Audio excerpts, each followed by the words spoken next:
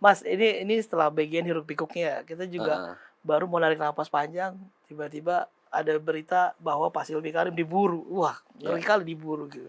Dan sore harinya menyerahkan diri ke KPK. Dari suatu tempat, terus pemeriksaan pakai rompi kuning. Ini ada apa lagi nih, Mas? Rompi oranye. Ya, rompi oranye, sorry, rompi oranye. Ini imigrasi kasusnya pas dia jadi dirjen ya. Ya, kemarin juga ketua KPK juga sudah rilis gitu ya.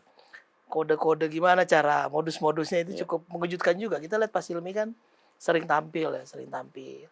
Sosial medianya juga aktif, kita nggak duga juga. Mbak Kom melihat seperti apa, Mas? Ada pesan khusus nggak dari Presiden soal ini? Eh, Pesannya ya sama seperti yang tadi, ini proses penegakan hukum biasa saja gitu. Tapi bahwasanya memang Presiden memberi lampu hijau untuk penguatan APH itu betul. Misal pada waktu di Sentul itu Pak Jaksa Agung, Ketua KPK disebut oleh Iya, Presiden. silakan mau butuh berapa kan? Saya tambahkan anggarannya. Tambahkan, Gitu. makanya. Bahkan yang disita oleh Kejagung akan saya kembalikan untuk dipakai Kejagung gitu, untuk nambah personil dan segala macam. Itu kan artinya komitmen dari Presiden untuk Dukungan penuh melakukan Presiden. penguatan dalam proses penegakan hukum itu kan nyata gitu. Dan ya balik lagi ini proses penegakan hukum biasa.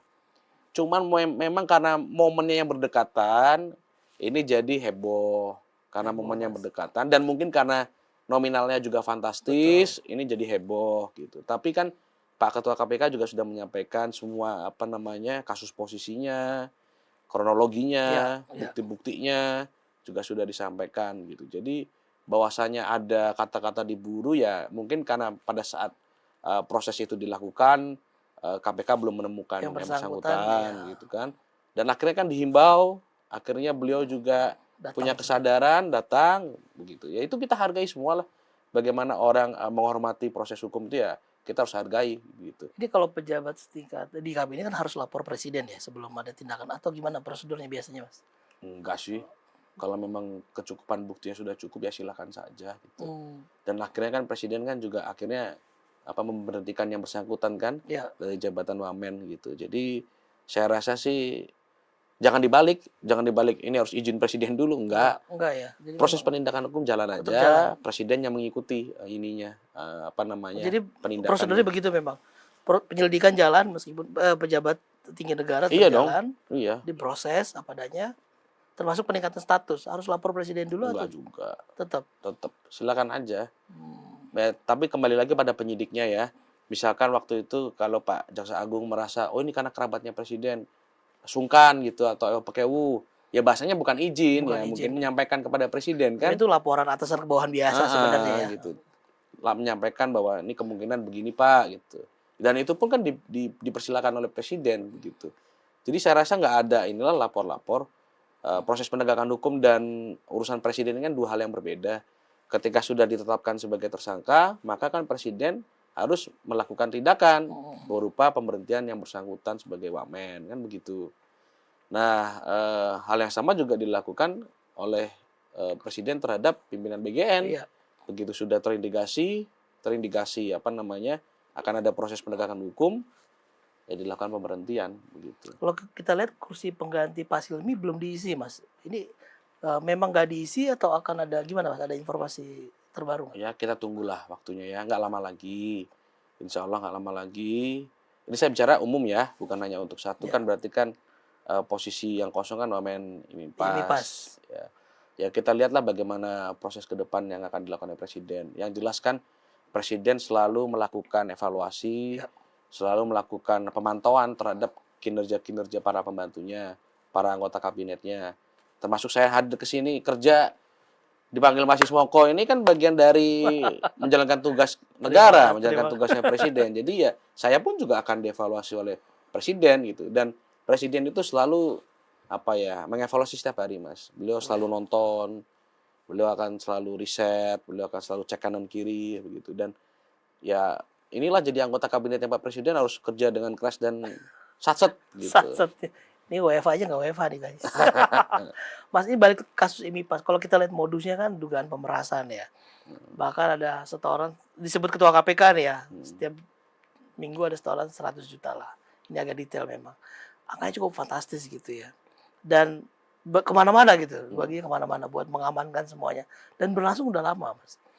Ini tata kelola pemerintahan good governance yang selama ini digembor-gemborkan, artinya sampai kemarin artinya nggak terlaksana dengan baik, atau apa yang salah nih Hmm. Mas sebenarnya? Itu kan sesuatu hal yang sudah disadari oleh presiden sejak awal. Ini presiden sudah sadar nih, presiden sudah aware sejak awal. Makanya presiden berulang kali menyampaikan, saya mendeteksi, saya tahu bahwa banyak kebocoran anggaran. Beliau tahu itu. Makanya di awal pemerintahan presiden yang dilakukan pertama kali oleh beliau apa? Efisiensi anggaran dan refocusing anggaran. Refocusing ya. Heeh. Karena beliau sudah lama jadi orang Indonesia. Jadi Itu beliau paham tuh kalau orang nyembunyiin uang di karpet, di apa itu beliau sudah paham gitu loh. Jadi yang pertama dilakukan oleh beliau adalah efisiensi dan refocusing refocusing anggaran. anggaran gitu. Nah, dari situ presiden melakukan penindakan-penindakan terhadap menteri-menterinya kan. Anggaran-anggaran perjalanan dinas Oh iya yang nggak iya iya. penting-penting Iya, betul. dicoret. Penindakan apa lagi? Ini rapat-rapat di Rapat-rapat di hotel. hotel Nggak perlu gitu kan. Kunjungan ke luar negeri untuk dibatasi. para kabinet dibatasi. Presiden sendiri pun kan dibatasi, sudah disampaikan oleh Pak Seskap gitu. Jadi apapun yang dilakukan oleh presiden sekarang itu presiden sudah aware. Presiden sudah tahu bahwa di republik kita ini banyak kebocoran anggaran. Nah, salah satunya mungkin yang terjadi juga dengan kasusnya Pak Silmi. Pak Silmi. Gitu. Ya artinya gini, artinya perintah presiden itu jangan-jangan sih Mas. Ini banyak yang ketahuan. Apakah di tempat lain masih ada? Gimana kita monitoringnya, ngeceknya? Karena ini kebetulan ketahuan atau memang atau seperti apa Mas? Ya pertama balik lagi, ini kan soal oknum. Oknum Ini betul. soal pejabat publik yang mungkin tidak menjalankan perintah presiden sepenuhnya. Ya kita lihat saja mungkin dalam waktu dekat akan ada penindakan-penindakan lagi di sektor yang lain. Ya Allah walam gitu. Kita tunggu saja bagaimana episode penegakan hukum ini berjalan gitu. Betul, episode baru ya. Tapi kalau kita lihat episode sebelumnya kan kasus ini juga ya 11-12 lah. Sama Wamenaker Noel ya. Ada modusnya juga begitu. Dugaan pemerasan gitu ya.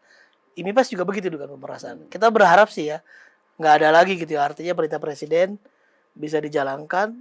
Ini artinya mereka nggak taat perintah presiden atau nggak takut atau kurang galak atau gimana Mas? Ya ini kan kembali lagi kepada person masing-masing ya, kepada orang masing-masing yang jelaskan dari KPK sendiri terus melakukan pembinaan. Ada MOU antara KPK dengan Oh KL-KL iya oke betul. untuk perbaikan tata kelola. Lalu ada juga MOU antara KL dengan BPKP, BPK, ya kan? Tiap tahun kan diaudit oleh BPK, apa namanya laporan anggarannya. Ini kan bagian dari proses bagaimana kita mengelola anggaran di negara ini dengan baik, gitu. Lalu juga ada LKPP, pengadaan juga semuanya sudah e-katalog ya meskipun akhirnya masih ada juga yang main di belakang gitu ya. Ya ini kan makanya itu hebatnya orang Indonesia kata presiden. Kita sudah bikin yang bagus pun dia tahu celahnya yang mana gitu. Nah, maka itu kita tetap harus bisa lebih lebih baiklah dalam memperbaiki sistem penegakan hukum. Makanya presiden kan tanya, butuh apa? Butuh apa? Mau tambah apa? Ya ini kan bagian dari komitmen presiden. Padahal sistem preventif sudah dibuat sedemikian rupa ya. Betul. Antisipasi pakai sistem. Betul. Tapi ternyata ada aja orang Indonesia ya. Ya, kalau saya sih punya analogi begini. Sama seperti kita. Kita tiap hari minum vitamin. Vitamin ini kan bagian dari preventif. Iya, biar nggak sakit lah. Biar nggak sakit. Tapi tiba-tiba ada virus, kena juga kita. Iya, masuk dari mana tuh barang? Tergantung antibodi kita, Ya. tergantung imunitas kita, kan begitu.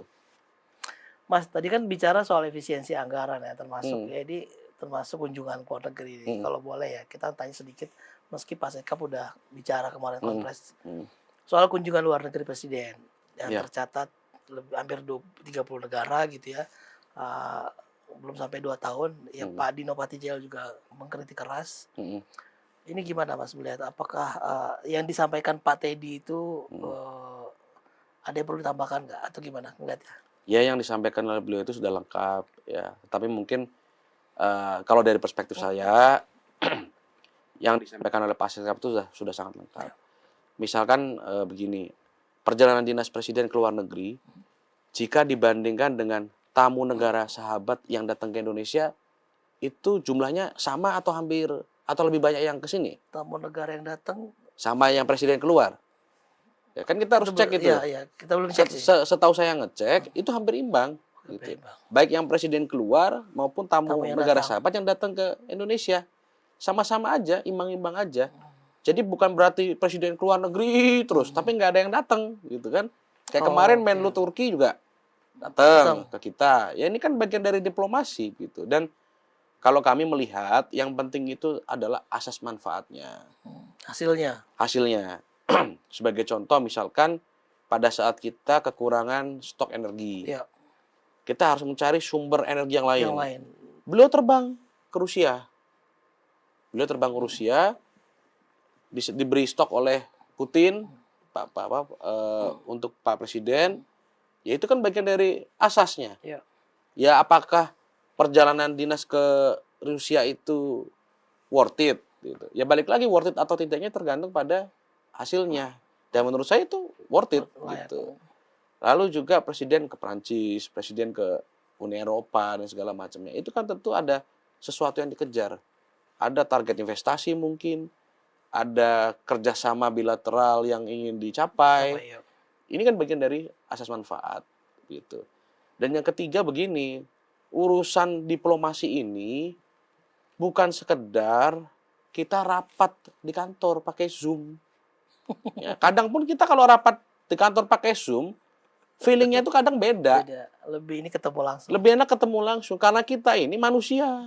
Apalagi manusia dengan adat ketimuran, kira-kira begitu. Kita di kantor aja, kurang oke nih kalau Zoom nih, ya kan? Makanya saya ketemu Mas Mungkin kita datang gitu kan. Nah, apalagi urusannya diplomasi luar negeri yang perlu ada sentuhan personal, perlu ada hubungan-hubungan yang dijajaki, dijalin. Chemistry-nya kan bisa dapat Chemistry-nya juga harus. Ketemu langsung. Bahkan kan kalau kita lihat kan dari cara bersalaman aja kan kita disorot oleh publik. Misalkan Trump sama Xi Jinping salaman, itu kan juga menjadi percakapan tersendiri. Ditarik ini katanya. Ya, ini kan jadi percakapan tersendiri di media sosial gitu loh. Nah, itu tidak akan terjadi kalau misalkan Trump nggak ketemu Xi Jinping, nggak ketemu langsung gitu. Masa iya kita bisa salaman di Zoom kan nggak bisa gitu. Jadi ada hal-hal yang memang harus dilakukan secara face to face, secara langsung gitu. Jadi ini bukan hal yang remeh-temeh, ini persoalan serius dan marwah bangsa. Ya, kalaupun dilakukan penjajakan misalkan mungkin pakai Zoom bisa di level diplomat ya. Misalkan tim Kemenlu koordinasi dulu dengan tim Kemlunya negara sahabat. Itu mungkin bisa dilakukan melalui virtual karena sifatnya rapat koordinasi gitu. Itu lebih teknis ya. Teknis. Tapi kan kalau ini kan antar kepala negara, Bos. Iya. Masa iya kita pakai Zoom gitu. Kalau sekedar nanya kabar lewat telepon mungkin oke, gitu kan. Misalkan waktu Presiden Prabowo dilantik, kepala negara sahabat menyampaikan ucapan selamat, ya itu oke gitu kan. Tapi kan untuk ada sesuatu yang ingin dikejar, ada sesuatu yang ingin disepakati kan, apalagi kalau kita yang butuh, Mas. Apalagi kalau kita yang butuh ya kita harus yang datang dong. Lebih proaktif. Dalam hubungan pertemanan kan juga begitu. Kalau kita yang butuh kan kita usahakan kita yang nyamperin duluan. Misalkan gue butuh Mas Ismoko. Mas lagi di mana, Mas? Kalau gue butuh walaupun lu di Timur Tengah juga kita samperin. Ngopi-ngopi di Timur Tengah ya. Ngopi kan kayak gitu sih. Ini analogi sederhana ya. Analogi sederhananya seperti itu. Gitu. Tapi Mas kalau kita lihat kan jumlah kunjungannya mungkin publik melihat ya. Jumlah kunjungannya volumenya cukup besar gitu ya. Kalau dilihat dari worth it nggak worth it dari angka potensi investasi dan segala macam sudah disebutkan juga oleh Pak Seskap. Tapi kan Pak Seskap sudah mengatakan jumlah rombongannya pun sudah berkurang 50% dibanding yang biasa. Betul. Ada satu poin yang saya mau tanya sebenarnya, bagian kalau budget berlebih pakai dana pribadi presiden. Itu memang normal atau gimana, Mas? Atau memang seperti apa? Ya, kita sih baru dengar sih ya. Begini, yang disampaikan oleh Pak Seskap kan adalah apabila ada kelebihan, ekses ya. Ya kan? Ya kalau nggak ada kelebihan kan presiden nggak keluar uang kan? Sama aja lah kayak saya misalkan anggaran perjalanan dinas sekian. Kalau kita memang mau ada kegiatan lain, misalkan harus tiba-tiba dipanggil kepala Bakom, harus pulang segera, tiket harus reschedule. Kan ada biaya reschedule-nya. Dan itu tidak bisa di cover oleh APBN. Nggak bisa itu. Oh, nggak bisa ya? Nggak Rembes bisa. dong, rembes. Nggak bisa. Rembes ke siapa? Nggak ada, Om. Data Jadi pribadi ya. ini contoh Ya, contoh paling kecil paling ya. kecil. Ya, ya. Misalkan biaya reschedule itu 1,3 juta Oh, gitu. Saya pernah tanya ke sekretariat Bakom, Bu, Pak, bisa nggak ini cover? Nggak bisa. Gitu. oh, oke, oke. Harus kita yang cover. Jadi Karena analoginya, reschedule ini di luar rencana yang sudah disepakati gitu. Jadi kita yang harus cover sendiri gitu. Ini contoh kecil ya, ya, bahwa ya. iya, saya pun juga punya pengalaman lah kita keluar uang pribadi. Atau misal begini, kita perlu rapat segera nih dengan tim di kedeputian saya gitu. Tapi anggaran rapatnya nggak ada begitu. Ya kan kita pasti perlu konsumsi. Betul, betul. Siapa yang bayar? Kan nggak mungkin saya minta Sendiri. tolong, saya nggak mungkin minta tolong teman-teman di apa ya, yang di tenaga ahli Iya, media iya. muda terampil untuk yang cover untuk semuanya kan nggak mungkin. Harus kita yang Dana keluar pribadi. dana pribadi gitu. Jadi artinya sepanjang ini untuk tanah air dan masih pas di kantong kita ya nggak apa-apa gitu. Kecuali kalau angkanya sudah besar ya saya telepon Mas Ismoko. Aduh, Gitu. jangan-jangan. Ini soal kunjungan ke luar negeri ya, Pak. Artinya dengan jumlah yang mungkin ya oke lah, kita bisa perdebatkan Iya. cukup volumenya besar atau enggak gitu ya. Apa sih sebenarnya mau dicapai presiden, Mas, soal ini, Mas? Ya tentu kan kita melakukan diplomasi itu untuk national interest, untuk Oke, kepentingan nasional. Hmm, Baik itu kebutuhan energi, baik itu kebutuhan pangan, kebutuhan lapangan pekerjaan, kebutuhan investasi, ya. Misalkan juga berkaitan dengan peternakan, ya semua kan pasti ada yang ingin dicapai Capai. oleh pemerintah kita. Tentu itu domainnya Kemenlu untuk Ya, melakukan identifikasi dan melakukan inventarisir, penjajakan ya. begitu. Jadi artinya tidak ada perjalanan yang sia-sia Sia-sia. dan kan selalu disampaikan, dipublikasikan oleh presiden, Presiden. oleh Pak Seskap, oleh Pak Ya, Mensesnek, bahkan oleh Pak Menlu. Dijelaskan dari kunjungan presiden ke sini, apa kami hasilnya? menyepakati A, B, C, D, E. Terdapat sekian belas perjanjian perdagangan internasional yang disepakati menghasilkan A, B, C, D, kan disampaikan semua secara terbuka begitu. Nah, mungkin ini PR kita, ini PR kami nih Mas di Bakom untuk bagaimana kita menyosialisasikan atau mengamplifikasi lebih luas Lebih lagi luas lagi. capaian-capaian dari kunjungan presiden ke luar negeri begitu. Kalau kalau sebenarnya, Mas, kebijakan luar negeri presiden itu kalau dari skala prioritas itu masuknya di mana, Mas? Ya tentu begini, kita kan negara yang non-blok ya.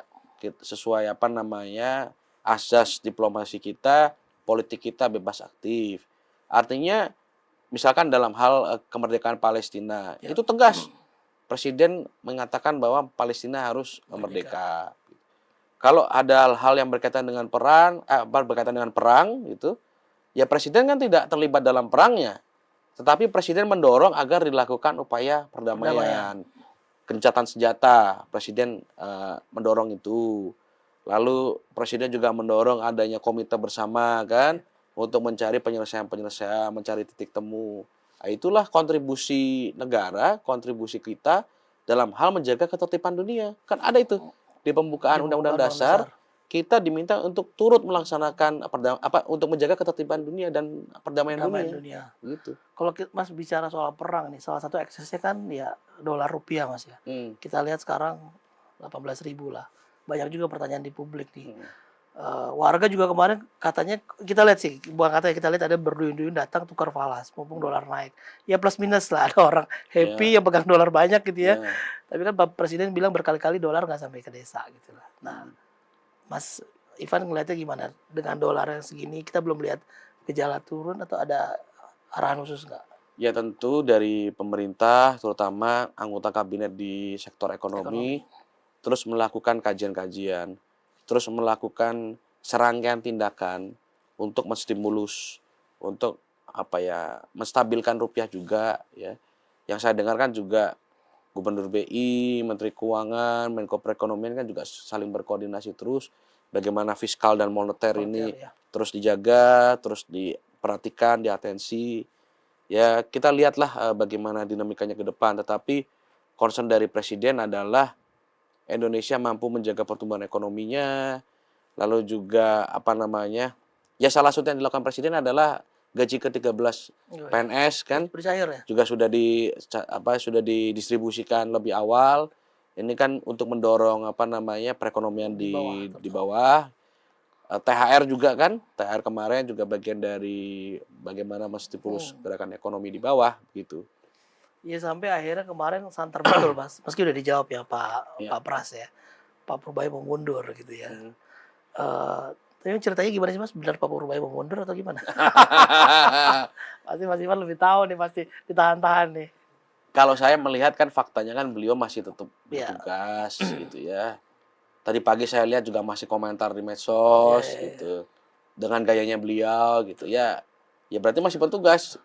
Sampai pada gini, kalau kami Mas di pemerintahan, kami menjalankan tugas negara, minimal saya itu punya prinsip kita ini tetap menjalankan tugas sampai kita dicukupkan. Gitu aja. Kita tetap menjalankan tugas sampai kita dicukupkan. Jadi mau ada peristiwa apapun, mau kita ini dianggap bahwa nggak becus kerja, tapi niat kita kerja. Niat kita kerja, yang penting kita kerja dengan optimal, dengan setulus hati, dengan ikhlas demi merah putih. Tapi kalau memang kami sudah dirasa dicukupkan, udah nggak perlu lagi kontribusinya ya silakan aja. Cocok wamen nih. Kayak begitu. Jadi buat saya di dalam pemerintahan ini ya tentu saya harap semua pimpinan di Republik ini semua punya prinsip yang sama. Pokoknya kalau ada panggilan tugas dari negara, kita siap. Tapi kalau memang nantinya sudah dirasa cukup, ya sudah. Begitu. Tapi kalau menghadapi dinamika rumor kayak gitu Mas, terutama untuk sektor ekonomi kan rumor itu kan cukup pengaruh ke pasar ya. Ada ini instruksi khusus nggak di Bakom untuk menyampaikan seperti apa segera atau gimana Mas? Ya kalau kami di Bakom tentu dalam konten-konten yang kami buat, kami menyampaikan bahwa kondisi ekonomi kita itu tetap baik. Misalkan MBG. MBG itu bisa merekrut 1,4 juta tenaga kerja lokal. Membuka lapangan kerja. Melibatkan 140 ribuan supplier. Domino efeknya ya? Domino efeknya. Kopdes juga sama. Sekolah rakyat juga sama. Di situ ada tukang-tukang bangunan. Mungkin juga warung-warung yang ada di sekitar bangunan itu semua hidup gitu. Cerita-cerita seperti itu yang kami sampaikan kepada publik supaya publik juga memahami bahwa misalkan sekolah rakyat ya ini bukan hanya untuk masyarakat, bukan untuk anak SD, SMP, SMA saja gitu. Tapi ini juga masuk untuk orang dewasa yang bekerja sebagai kuli bangunan, mandor, kejar paket ya. Kejar paket gitu.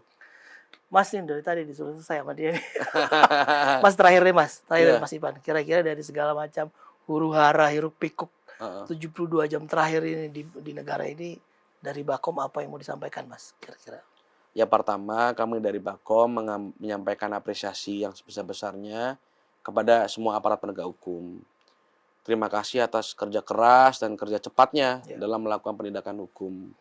Dan kami juga menyampaikan apresiasi kepada seluruh masyarakat Indonesia yang terus memberikan kepercayaan kepada pemerintah, kepada Presiden Prabowo dan segenap jajaran kabinet, dan juga memberi kepercayaan kepada aparat penegak hukum bahwa proses penindakan hukum yang dilakukan adalah benar-benar semata-mata demi due process of law, berdasarkan proses hukum begitu. Jadi apa yang dilakukan oleh Presiden, apa yang dilakukan oleh aparat penegak hukum semua demi bagaimana kita kembali ke jalan yang benar. Itu kalau kata Presiden. Kembali ke itu. Mas Ivan terima kasih udah datang ngobrol di sini. Buat yang udah nonton terima kasih juga udah liatin sampai selesai. Jangan lupa like, subscribe, komen di semua aset digital sosial media kita. Mas Ivan terima kasih. Sekali lagi tim DPO izin pamit. Wassalamualaikum warahmatullahi wabarakatuh.